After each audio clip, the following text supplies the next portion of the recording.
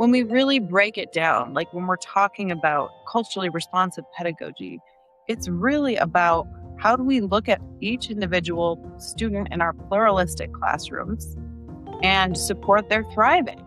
It's like to me, that's the core question. How do we recognize that our students are the assets? The onus is on the system to take accountability for supporting our students and succeeding. To me, reflexivity is this continual practice of reflecting upon how our patterns, behaviors, ways of thinking and being might reinforce supremacy-laden norms or interrupt them. And it's a non-judgmental practice of how do I stay really accountable to increasing equitable futures for those in my purview and for myself. Hi, friends. Welcome back to Think Inclusive, real conversations about building schools where every learner belongs. I'm your host, Tim Villegas. Today's episode is about what it really means to teach in ways that honor who students are and how educators can keep showing up for inclusion during a time when equity work feels questioned, misunderstood, and even under attack. We zoom out to look at power, history, and schooling, and then zoom back in on the everyday choices educators make in classrooms, teams, and systems. This conversation is for anyone who's trying to do right by kids while navigating real-world constraints. Our guest today is Dr. Emily Affolter. Emily is the director and faculty for Prescott College's Sustainability Education PhD program, where she works with doctoral scholars at the intersection of social and environmental justice. She's also a former senior research scientist and equity consultant at the University of Washington Center for Evaluation and Research for STEM Equity. She earned her PhD working alongside Dr. Geneva Gay and is a Fulbright Hays Scholar whose work centers culturally responsive, sustaining, and equity-literate teaching and leadership. We talk about decolonizing education in plain language, why self-reflection matters so much for educators, and how expertise and fear can quietly reinforce segregation, and what it looks like to keep learning without chasing perfection. And along the way, I get a geography lesson about Arizona. Before we meet our guest, I want to tell you about our sponsor. This episode is brought to you by IXL. IXL is an all-in-one platform for K-12 that helps boost student achievement, empowers teachers, and tracks progress in one place. As students practice, IXL adapts to their individual needs so that every learner can get just right support and challenge. And each student gets a personalized learning plan to close gaps. Check it out at ixl.com/inclusive. Again, that's ixl.com/inclusive. All right, after a quick break, it's time to think inclusive with Emily Affolter. Catch you on the other side.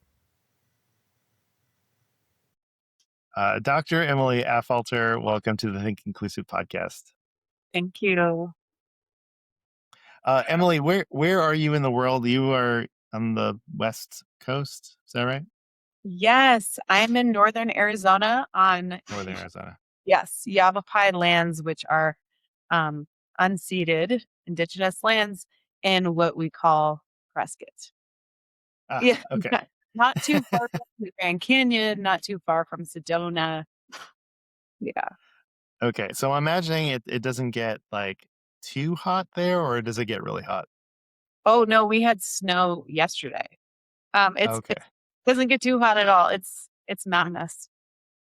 that's great. Okay, yes. I prefer the mountains. Uh, Um, I'm not really a desert person, and mm, so I used to live in California, and before I moved to Georgia, we were like, well, if we were going to move, where would we move? yeah. And there's always the option to live like in the Inland Empire or like in the desert, and both my wife and I were like, no. Really? What was it? It's just, I don't know. I mean, I grew up in California, so it's not like I was not, used to the desert. It's just not my favorite. But like in contrast, moving out here to Georgia, it's like it's not desert. It's like lush, green, everything's blooming. It's like it's Yes. yeah, it's wild. I did not Yes. mean to go down that rabbit hole, but hey, that's okay. um, so Emily, um, one of the reasons why I wanted to have you on was your focus on culturally responsive pedagogy. And your work often focuses on this topic of decolonizing education. And before we get too deep into our conversation, I was wondering if you could unpack that for us. Like, what does that actually mean, for those who maybe are not familiar with that term? Yeah, absolutely. Um, I think about it as an analysis of power as historical and contextual in community with Indigenous scholars and elders, recognizing how educational systems have posed a threat to Indigenous futures. It really draws upon critical theory and rehumanizing methods to expose, disrupt, and redirect education for Indigenous scholars and students, but also for all of us.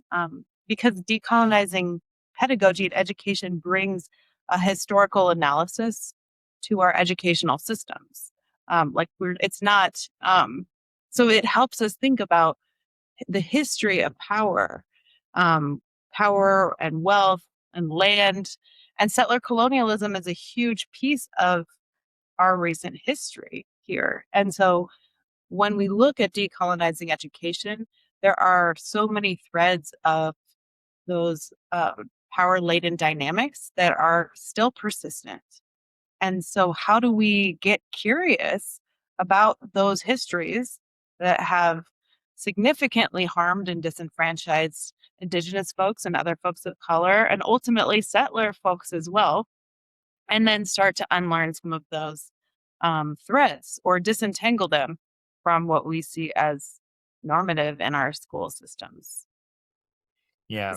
Is that too jargony? Or Well, let me ask you a follow-up question because especially in this kind of educational and political climate, a lot of people are asking, you know, why we are paying attention to certain things, you know. And so most recently, and I don't remember when this is going to air, but um it uh, we are recording in early April of 2025, Mhm, and the Trump administration, um, and Secretary McMahon, um, uh, are kind of interrogating the practice of DEI, diversity, equity, and inclusion programs in schools, and they're even threatening to um, to withhold federal funding. You know, if they deem a system to be quote unquote discriminating against a particular race. And so as we think about, you know, your description of decolonizing education and really um like not I'm trying to think of the right word, acknowledging that these kinds of practices happened in the United States, acknowledging that there was land and people, like people's lives had been taken over. Um, like, why is that important for us as educators to, um, you know, to be teaching students in school? Like, why is that important? Because I can hear someone say, "Well, that's the past. Just need to move forward, and schools need to be focused on, you know, reading, writing, and math." Like, why does this need to be part of our pedagogy? yeah. Well, first, I'm just going to take a deep breath because it's a hard time for equity in education. Also, Absolutely. isn't it? I mean, when I really come back to it though, because we're both in the realm of DEI, in Hmm. education, I don't, there's no part of me that feels that this should be a partisan issue. It's when we really break it down, like when we're talking about culturally responsive pedagogy, it's really about how do we look at each individual student in our pluralistic classrooms and support their thriving. It's like to me, that's the core question. How do we recognize that our students are the assets? The onus is on the system to take accountability for supporting our students and succeeding, and how they're going to succeed is going to be different based on their positionalities and their lived experiences and their dispositions and their funds of knowledge, and the list goes on. So Hmm. when we talk about this, it's almost like decolonizing education to me is a recognition that so much has been taken away from our indigenous students and through just the extractive forces of continued colonization. So much has been taken away. That's true. But to your question is to say, how do we get to a place of reclamation of each individual student so that they feel that they can come to school and bring their whole self and be recognized as students that are whole humans with these rich funds of knowledge that can contribute something to math, reading, writing, whatever the metrics are. But ultimately, I think that there's been a real dismissal of so many of those unique gifts and funds and these sort of deficit based systems that disenfranchise students of color particularly. And so to me, like it's packaging, right? Like decolonizing education is packaging and it's rhetoric. But ultimately, what is the work? To me, the work is a nonpartisan honoring of our students who have been forced to assimilate in ways that are completely unnatural and harmful to their stories, their heritage languages, their ancestry, their ways of being. And so, I mean, I'm just like, okay, so how do we reframe it then? Are we innovating? Are we supporting student well-being and retention? Are we supporting student mental wellness? Like, I don't know how many rewrites you've had to do recently, but my colleagues and I are like, oh my gosh, so anti-racist education actually, and then we're breaking it down. I mean, dilution is one way of thinking about it. Another way is, yeah, it supports innovation, it supports retention, it supports creativity, it supports inquiry-based learning, So I guess all of that is to say that I believe that this is also a byproduct of all those good things that we could strip away from these hyper siloed political um, spaces. Yeah, yeah.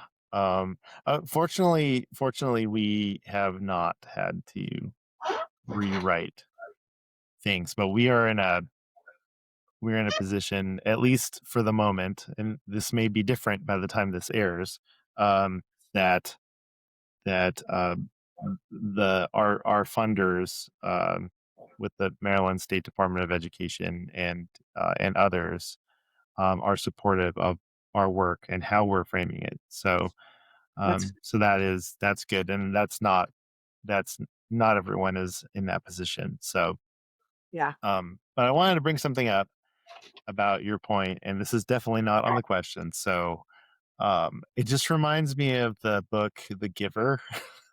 Okay. Mhm. And so, and it's been a long time since I've read the book, and I haven't seen the movie in a while.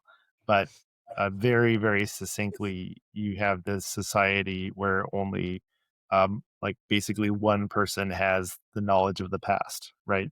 And it's like a very, very, um, it's well guarded, and no one can know the past. And and Yeah. so, it's like I Yeah. feel like what's happening is this very much like, Let's not talk about history or the past or anything negative about Right. and I'm just talking about the United States right now. Um, let's not talk about our mistakes and only focus on, I don't know what, the positives, stuff that's patriotic. I don't know. I always thought learning about mistakes is patriotic. you know, like Yeah. about how this country was formed with all of its warts. Like we are a relatively young country when you consider how many established societies there are. So why would you want to hold all of that information back? And it also reminds me that students come right to school sometimes learning all of that information not at school, right? You have students who maybe have learned about United States history, the real history, right? Mhm. And come to school with certain knowledge Right. that the teacher didn't even teach them. Yeah. So they're bringing a lot of, they have all this background knowledge, and then they're interacting with this curriculum. So, how are you, in good faith, as an educator, going to address that? Because, Mhm. you can't be like, well, I can't answer that question. I mean, I guess you could, but that's a lot of like, deflecting. Yeah. How are you going to address that there's a stratification in your classroom of who has access to what narratives? I mean, Yeah. I think you have, if you have the platform, you can create the opportunity for those. I mean, to do the work together, right? Sort of level setting. Um, Mhm. I think that, my colleague Anita Fernandez, who I wanted to share a framework she and colleagues created that I think is really helpful for this conversation. It's a decolonial framework for pedagogy and practice, and it's called Tiawi, which is Nahuatl for moving forward. And it's this really beautiful framework. I can share it with you, their website, that helps you think about, how do you engage decolonial tenets in the classroom. And one of their core features is critical historical, oh no, historical literacy development. And so, what does it mean for us to develop historical literacy in the classroom?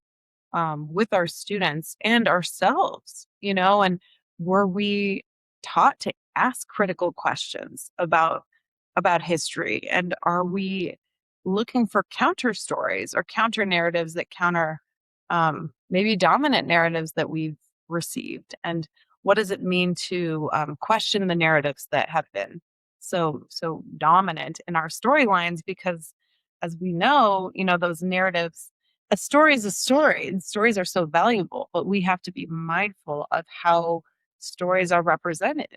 When we talk about teaching and learning, we talk about, I'm sure this is familiar to you, but windows and mirrors. Like, are we offering students windows out, context and content beyond themselves, as well as mirrors? Can they see themselves reflected in it, in the content and the concepts? And I think the same would be true for historical literacy development. How are we working with our students to think clearly about, first of all, how they are contextualized in the history? Like, we didn't talk about this, but for anyone who's just listening, I have European ancestry. I am like full on settler white, um, white person doing this work. And that's very important in terms of the way in which I approach this work. I rarely claim anything about decolonization, but I do feel that it's my role as a settler white accomplice to be curious and interested and having conversations that support my accountability in doing work that I know my colleagues and friends and community members are looking to see move forward in Indigenous spaces and BIPOC spaces. So I guess I don't, I think I deviated from your historical question, but you're right. I mean, it's true. So students are going to, it's a very siloed world. Students are going to come in with a huge range of stories from the home space, right? So maybe it's just also, it's not to dishonor any individual student's story that they hear, but how do you create some kind of curricula around airing those stories and then bringing in other sources and being really mindful to bring in not just Eurocentric sources to support a much more well-rounded story so then the students can have their own sort of critical consciousness around filling in the gaps. Yeah. Yeah, exactly. Um, gosh, Sorry, there's I overdid it. no, no, no, no, no. The reason I'm reacting that way is because there's so much in there in that conversation. After the break, Emily and I dig into what decolonizing education actually means in practice and why self reflection and accountability matter so much for educators working inside imperfect systems. We also explore how ideas like expertise, silos, and fear can quietly get in the way of building more inclusive classrooms for every learner. This episode is sponsored by Adaptiverse. If you're a special education teacher, you already know the time problem. Every week, educators spend 15 to 20 hours manually adapting curriculum for students with complex communication needs, non speaking learners, AAC users, and students with apraxia or language based disabilities. Creating personalized materials, building visual supports, and designing multiple expressive pathways is essential work. But it's exhausting, and it pulls teachers away from actually teaching. Adaptiverse changes that. Teachers simply describe what they're teaching and who they're teaching, and the platform generates grade level lessons personalized to each student, with built in scaffolds and multiple ways to show understanding. And these aren't watered down worksheets, they're rigorous, engaging lessons that presume competence. Built on 60 plus years of combined education experience, Adaptiverse has already powered more than 2,000 lessons in 35 states, with educators calling it life saving and irreplaceable. If you're ready to get those hours back and focus on what matters most, visit adaptiverseapp.com to learn more. That's adaptiverseapp.com. What I heard you say about mirrors and windows, I wanted to pick up on a little bit. So, Yeah.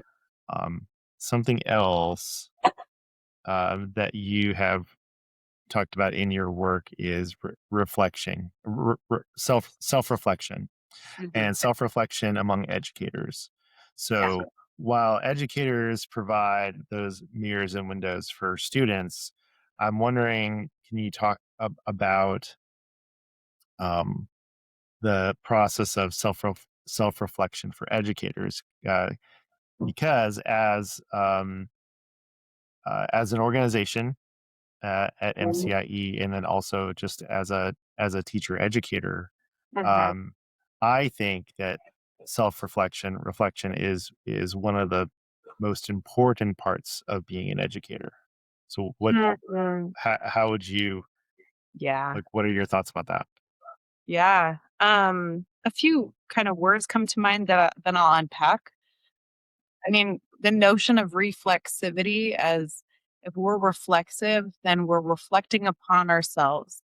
And in doing so, committed to an outcome or an action that honors what you've reflected upon. And so, as educators, I think being reflexive is super important that we're taking the time and space to really consider how our behaviors and patterns um, may or may not be mirroring a dominant storyline that is harming some of our students, particularly our students of color. Right. So, and other minoritized students. I know there are many minoritized groups that we could talk about, but we're looking broadly at a nexus of power.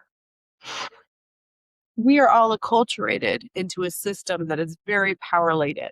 And no matter what intersections we embody, we all exist in this same narrative. It might look and feel really different and different embodied experiences, but we're still all being fed this singular story around power.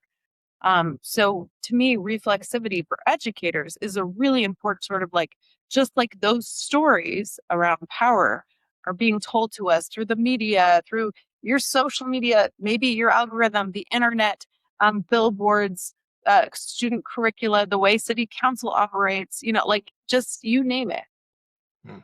We have to be really curious about to what extent are these messages supportive of an equitable landscape and where are they not? And it's like a plaque buildup situation where we're getting all of these messages, but we don't just get to remove plaque once, especially if you're me, which it's real bad over here, Tim. But I digress. I don't talk to my dentist. Um, so, but we have to do work to keep our teeth, like less plaque. Oh, yes. Oh my Yes. goodness, I it's can not. tell you some stories too. I see. Yeah. Okay, well, thank Yeah. you. See, and so reflexivity to me, reflexivity is this continual practice of reflecting upon how our patterns, behaviors, ways of thinking and being might reinforce supremacy laden norms or interrupt them. And it's a non-judgmental practice of how do I stay really accountable to increasing equitable futures for those in my purview and for myself, the way that I show up in the world. And there are lots of ways to do that. The first way I was thinking about is just accountability buddies. Like, do you have accountability buddies in your school? Or you could call them critical friends. You could call them your epistemological community.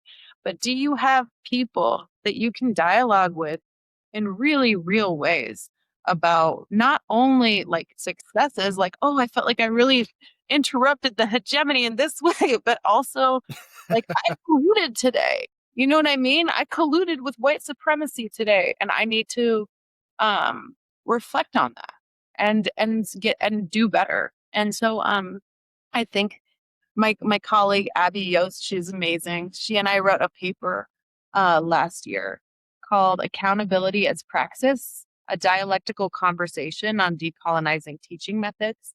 And it was a dialogue as an accountability sort of petri dish for us as educators wanting to do better towards anti-colonial aims and culturally responsive aims. And so a lot of what we tried to do was just emulate our model so other people could see it. And a lot of the model is really vulnerable and, Mm. like not like, oh, we've got this. It's not, oh, we've got this model. It's actually quite the opposite. It's how do we create a space for honest reflection around what it means to exist in a world laden with supremacy values and chip away at it so that we can do better for ourselves and our students. I see a lot of parallels between what you're talking about with like supremacy and kind of the recognition of that and privilege, Mm. but also with ableism and Yeah, yeah, um, a lot of our audience are special educators, and so while while issues about white supremacy is definitely on top of mind, uh, aspects of ableism, and then also teaching in a system that is not inclusive yeah, of learners with disabilities. yeah, And so, and I'm reflecting on my journey as an educator and thinking about the people that were my critical friends, that mhm, I had to talk with about the fact that I worked in a segregated environment. Like yeah, I worked in a class that segregated learners, yeah, and I didn't like it, but I felt like I had no choice, right? yeah, And so I can imagine that educators, wherever you are, may be feeling very similar with I work in a system that is inherently biased against, certain marginalized groups. I recognize that. I'm Yeah. not thrilled that I work in this system, but what do I do? And Mm. what I'm hearing is the the thing that you can do is have a person to reflect on it and try to get better and, and change practices. Even if you can't change the whole system, Mhm. you can change your practices and what you have in control of. Yeah, absolutely, Tim. And I think there's such a, it's simple, but there is such, this is a word we use in my world a lot, is that epistemological doubt or humility. And there's humility in existing in a space where um, you're willing to sit with someone and think through the extent to which you feel that you have succeeded or failed at a thing that's extremely difficult to do, right? Like, I mean, I think that, so like, for example, in the situation that we're talking about, if we're talking about special education or like segregation and ableism, um, then all of a sudden it's like, oh yeah, well, the one way of being, if you were working in a situation like this, is you might feel like, oh, the segregation in these classrooms is really upsetting. And yet, like, what am I going to do about it? I'm in a system larger than me. And I'm going to just like, I feel afraid of being perceived as ineffective if I put, Mm, if I put myself out there as valuable. You know what I mean? Like, if I'm like, okay, I don't feel like this is working, or what am I doing to support students with a whole range of different needs, that creates a vulnerability. You know what I mean? And so I guess I yeah. just feel like there's this in teacher world, there's a lot of social capital in the notion of expertise. Like, we don't have a lot of economic capital or other forms of capital in the society, right? And so Yeah. when something happens where there's this protective mechanism that keeps people from being interdependent in these spaces and keeps people like, Oh, yeah. I need to just protect this notion of expertise, and therefore, like, I'm only going to be accountable to myself. And I think, That's really interesting. you know what I mean? Yeah. And I think Yeah. that that's why I think that the accountability partnership, like, collusion question, like, how am I colluding with norms of, or education as you know, a mechanism for segregation and not interrupting it? Like, that's a scary question, because you will, like, you saying it to someone makes you vulnerable to the fact that it might be true, which it is for all of us. Like, I think it's really awful, you know? Yeah, yeah, it's like the first step is, like, actually admitting that it exists, right? Right, exactly. Reality, Uh, a self yeah, anxiety. there's something that I wanna connect something for our listeners because I think it's, really interesting, because you talk about this protectionist idea of expertise, and I don't know if I've exactly thought about it in this way, but, um, we talk a lot about how these systems, especially special and general education, these silos, they're very hard to break. They're very hard to, dismantle. And one of the reasons is because of that expertise idea. It's like I'm the only one that can teach quote unquote these kids, right? Right, Or these right, are my kids. right. And Mhm, and then there's a ton of different language about this, right? There's, you know, um, the push out, push in mhm. model idea, Yeah. right? Because somehow when kids with disabilities, IEPs are in general education, they're in general education Uh-huh. and they're out of general education when they are in special education classrooms. Wow. Wow. Um, Wow. right? Mhm, Right? And so, like, there's all of this, like, subtext that is it's just there. It is accepted. People talk about it, and I don't know if you've heard this one before, but, and a lot of times schools have inclusion classrooms or inclusion teachers. It's mhm. like, Mhm. okay, if that's the inclusion classroom, then what are the other classrooms, right? Right, Tim. Tim. They're inaccessible to these students, the students with disabilities.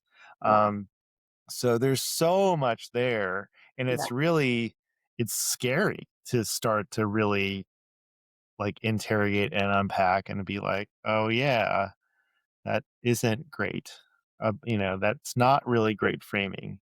And yeah, yeah, yeah, and so that could be a barrier between special educators and general education teachers for them to collaborate. yeah, And I'm assuming it's kind of the same thing for other things, not just disability, but right. anytime you have like different expertise, um, you know, it's like, oh well, I don't want to share that information because then you might, you know, I don't know. Yeah. I'm not exactly sure what the fear is. Like you're going to take my job, or you're going to do it better than me, or I don't know. Oh, Tim. I feel you so much on this though, because there is a fear. There's a perfectionism Hmm. fear of stepping into a realm that has actually been allocated as its own. You know what I mean? Hmm. So what that's the same as when I think about, people are like, "Oh, you're a culturally responsive educator and I'm not." Or, like you are there's a zillion ways in which I see those guardrails happen. Oh, because of this is my student demographics, I could never teach with culturally responsive methods or whatever. And it's just like, no, actually, Right. this is actually, if we're being honest, this is best practice. And Yes. everyone and everybody needs to do this as best practice, just like what we both know. And now I'm preaching to the choir, but neurodivergence is is everything and everyone, right? Like we all exist on this continuum. Hmm. And so I think it's that same notion of if you relegate this specific subset of people to this specific skill set, all of a sudden it makes it makes completely irrelevant the fact that these pedagogies are actually going to support the flourishing of every student, and these segregational um, um, mechanisms are also going to really harm people in the long run. So I think like what you're saying is just so relevant is that, it's like you have an organization, CDO, chief diversity officer. So everyone else is like, I'm good. I can sleep on the job now. No, that's that's not how it works. Right. Everybody's work.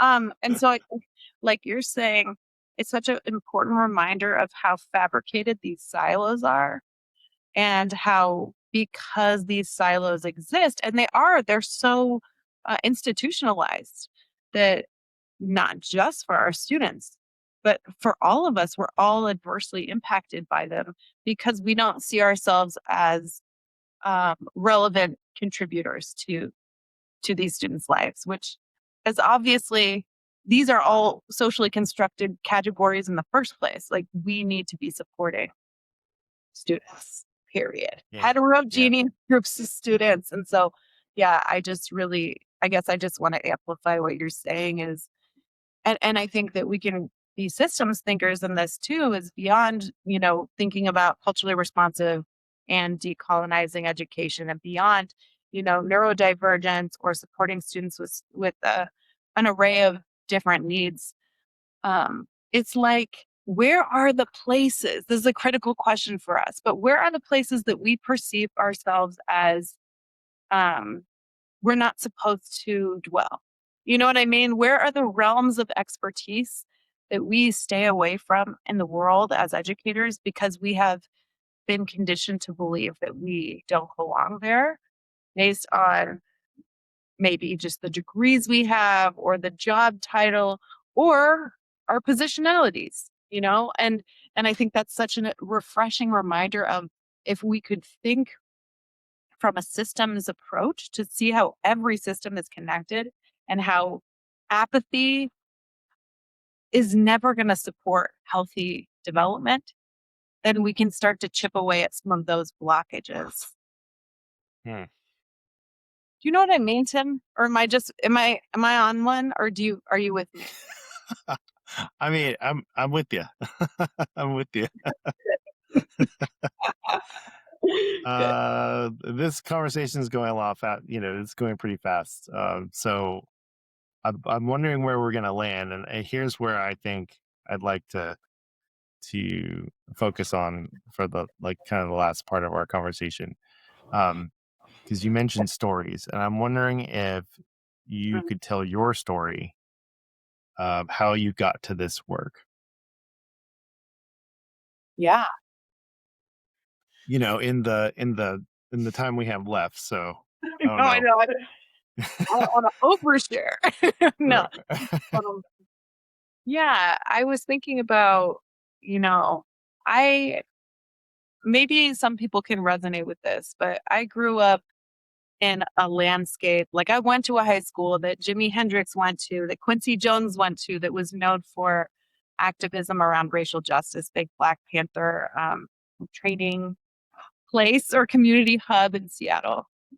Hmm. So as a white girl, I was trained by a lot of people from those lineages around like what does it mean to be a community advocate against police brutality and racism or homophobia or things like that. And I was really, as a young person, like I was angry from a young age to look at issues like educational segregation, police brutality, things like that.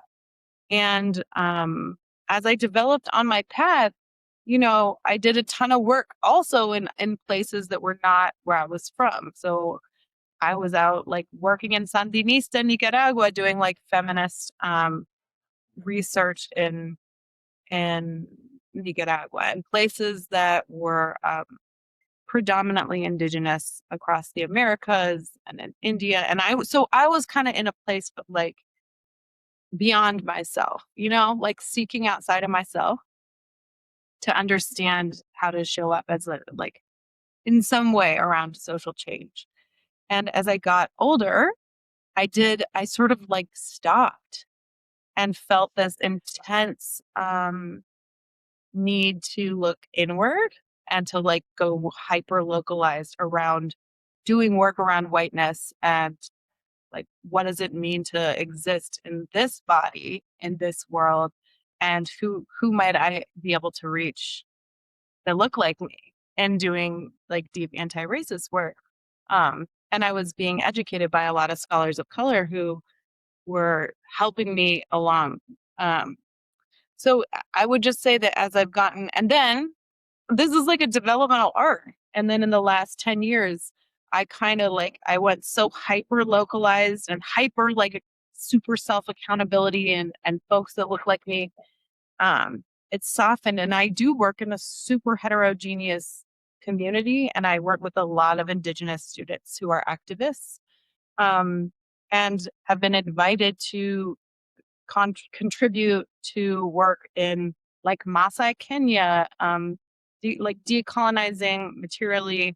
It's like radical work on decolonizing East Africa by Maasai elders and doing work with one of my close colleagues who I was just working with is a Navajo weaver, and we're doing culturally responsive work around Navajo epistemology. And I Wow. guess all of those things aren't, I guess I've seen as I've gotten older, Tim, is like nothing is mutually exclusive. It's that we get to just be on a journey and we get to be curious about what makes sense based on who we are in our stories and where we are in our stories. And as they pertain to the relationships that we exist in too. So for me, the trust based relationships have really informed where my work has gone. And now exist in a place of like, it feels really good to exist in a heterogeneous community doing great work. And that feels really authentic, but it's based on reciprocity and relationship.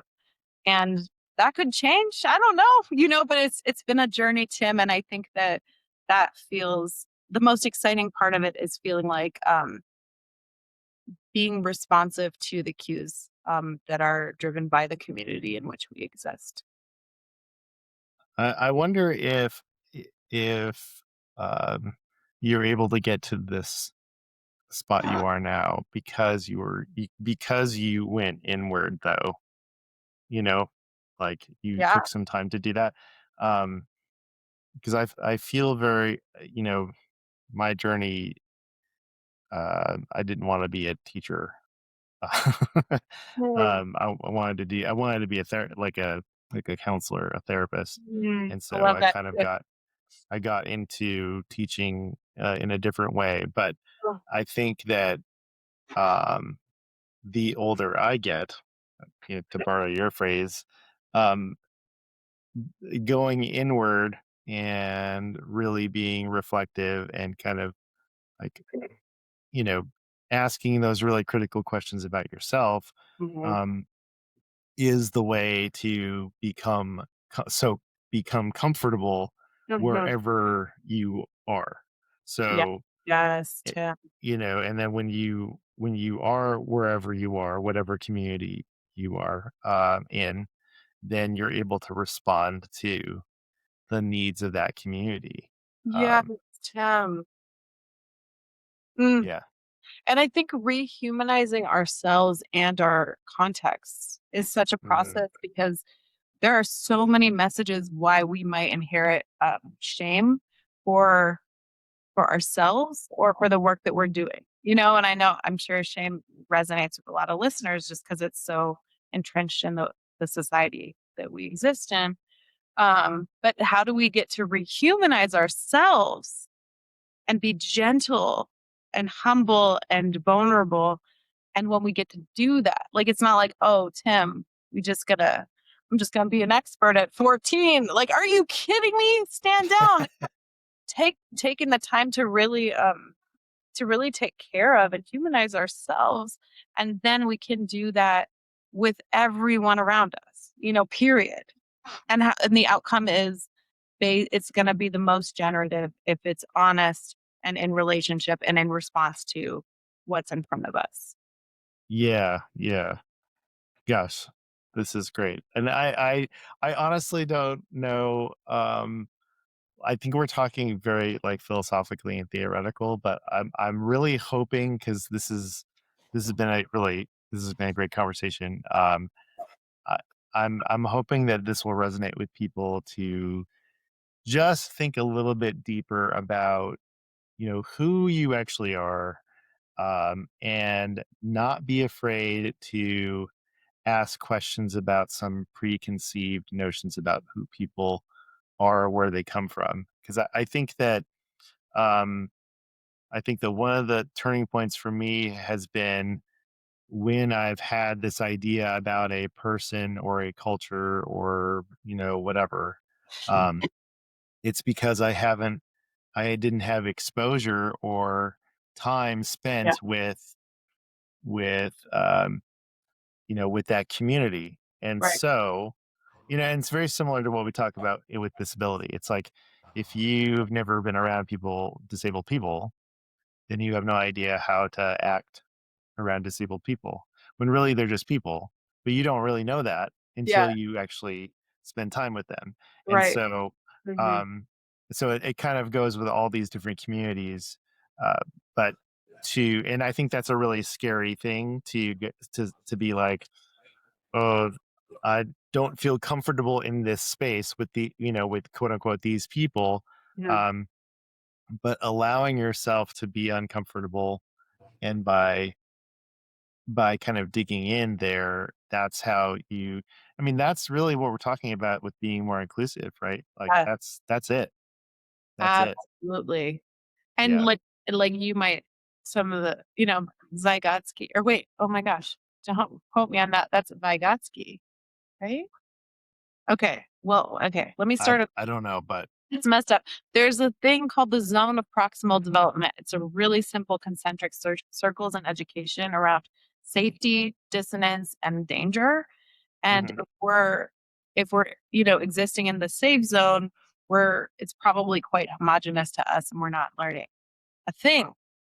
But if we're in this space beyond the safe zone where it's like a totally new context, new cues, That's the only healthy learning space. So like when we do enter, and at any point in our lives and careers, when we do get to enter into spaces that are less familiar, what an invitation, how exciting, and what a great place to center curiosity and humility so that we can learn how to become more literate in more contexts, you know? Yeah. Yeah. All right. Awesome. This is great. This is great. No, I really appreciate this conversation. I'd like to, well, actually, no, one question before we do the mystery question. Is there anything that you'd want our listeners to know, like about your writing? Are you, I can't remember if you've written a book or you're writing a book, or is there like a resource that you want to point people to? Anything that you want to share? Oh, yeah. I would love for people to just come hang out on LinkedIn with me because that's where I like to learn a lot. Constantly publishing on topics like this. So that's where I post about it. And and I think just high level, I just want to say, and I don't know if we talked about this, but the work, this work to me, culturally responsive teaching is incremental. Like it doesn't exist as a singularity, and it doesn't, there's no perfection to it. And so I just encourage myself and others to remember that even the founder of culturally responsive teaching, Dr. Geneva Gay herself, is like, I have never seen a culturally responsive classroom, full stop. But there are a lot of attributes and characteristics that she can pull out that she herself has been able to embody or others that are culturally responsive. And the notion is that it's like this aspirational striving that we have to keep working. But when we think about it as a binary, it sets us up to be discouraged. And so I think we just have to be real about where can I jump in and where can I start? And then encouraging ourselves to continue on. That's really encouraging, and I feel like that is something we talk about with with like an inclusive school or inclusive school district, Yeah. because a lot of times people will be like, "Where are the inclusive school districts?" And we're like, Yeah. Yeah. It's kind of like if somebody were to ask you like, Give me like, what is like the most culturally responsive classroom?" And you're like, There's practices, right? Right. But nowhere is perfect, you know.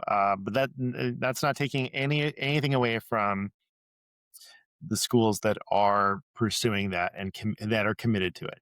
So, Right. and we're so Agreed. thankful for you, um, and your work. So Thank you. awesome. Likewise. We've been talking about reflection, accountability, and what it looks like to keep learning, especially when systems and labels make inclusion harder than it really needs to be. To wrap things up, it's time for our mystery question, where we lighten it up a bit and imagine what might happen if we could bring back one animal from extinction. Here we go. Awesome, awesome. Okay, so here we go. I was telling Emily before, my 12-year-old, who is an avid listener. So she wrote down some questions, and I'm gonna pick one at random, and then we're both gonna answer it. So here we go. Yay. Okay. Uh, this is if you could bring one animal back from extinction, what animal and why? I don't know if you can see Oh that. my If you could bring god. one Okay. animal back from extinction, I actually knew about this question beforehand, and I'm like, darling, I don't know if any of our guests will know an extinct animal, but I only know one. So, Yes. Emily, do you know one? I don't definitively know if I do. I was thinking about dinosaurs. Does that count? Okay, well, yeah, yeah, they're extinct. Yeah, sure. But I honestly, Imogen, I'm so sorry I do this, but I was thinking like extinct, or could you create an animal that's not, because I want to see dragons. I guess that's what I was gonna say. Absolutely. I really want to see Well, dragons. maybe there were dragons though. Thank you. Maybe You there know, were. I don't know. I don't know. I mean, if we had dragons out here, I would be so. It would be the best case scenario in my mind. Ah, I'm thinking for that my is a kids. great answer. Yeah, that is a great answer. Yeah, we love dragons. What about you? What are you thinking? So I really, the dodo bird is the thing that I always, go to, Mm, because I know for sure, because no one, I don't think anyone's seen it for a very, very long time, but yeah, yeah, that's the only one that came to my mind. what are you thinking? What would she say? Um, I don't know. Maybe some sort of cat. I think she likes the No. she likes the big cats. Mm, yeah. So I think that there's some sort of tiger or something that is extinct that I'm sure she'd love. But I'll ask her. I'll ask her. Um, Show awesome. Thank you for indulging us with that. Really appreciate that. Right. Okay. Dr. Emily Affolter, thank you so much for being on the Think Inclusive podcast. This is a great conversation. Oh, it's an honor. Thank you. That was Emily Affolter. What I'm taking away from our conversation is how much inclusion starts with noticing power and patterns, especially the ones that feel normal because we've been swimming in them for so long. Emily reminds us that this work isn't about chasing perfection or having the right label for your approach. It's about staying curious, being willing to be uncomfortable, and then building a real accountability with other educators so we don't keep reinforcing the same old silos. And for me, that connects right back to MCIE and our mission. If we want students with disabilities to learn in general education in their neighborhood schools, in the classrooms they would attend if they weren't disabled, we have to keep designing schools that fit learners rather than asking learners to fit the system. Here's one practical step for educators. Find a accountability buddy this week, a colleague you trust, and do a quick barrier check together.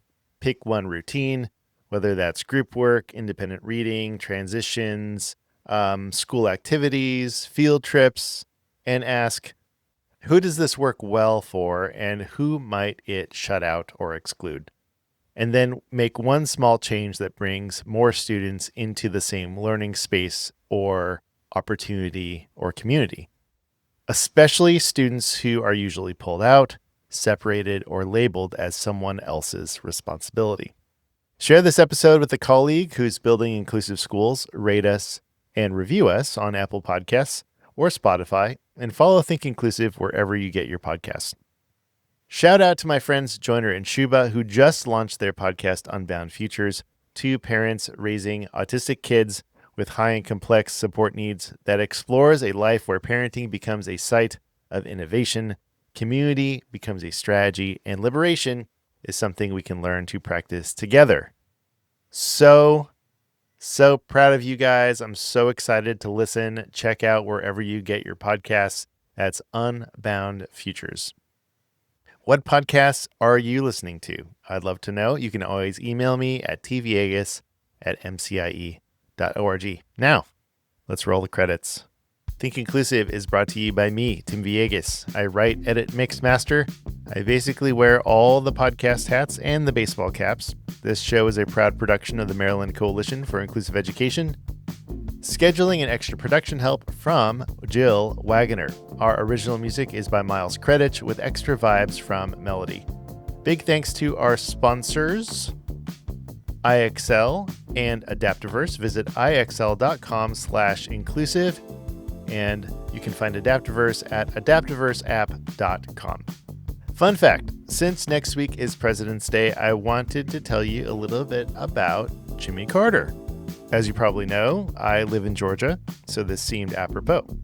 Before Jimmy Carter was president, governor, or even a peanut farmer, his very first job in public service was on the Sumter County Library Board in rural Georgia.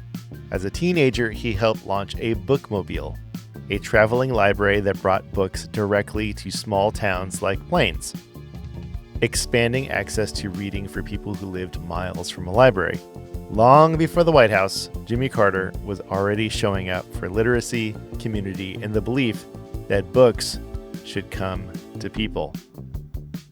I am interested in a couple things. Have you ever gotten a book from a bookmobile? I'd love to know about it. And then also, what are you reading these days?